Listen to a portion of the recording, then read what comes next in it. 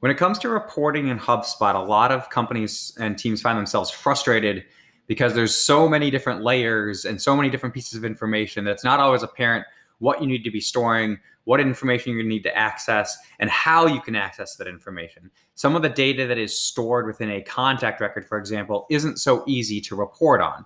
So we like to use this diagram to kind of help take people through what that looks like.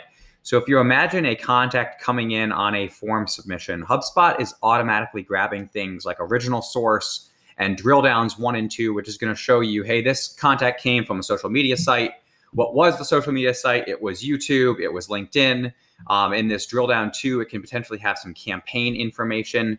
The same is true for PPC sources, organic search, etc.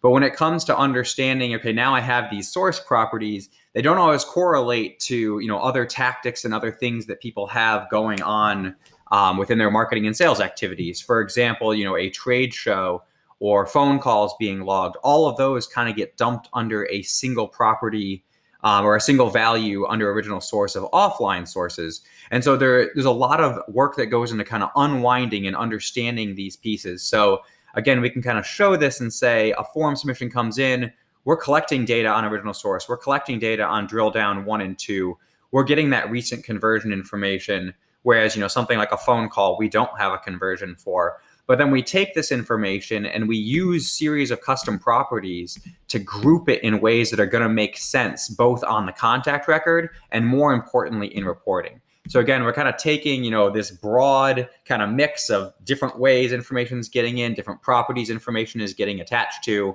We're transforming them within this hidden data layer, and then the output that we get is much more effective and much more useful and much more granular reporting.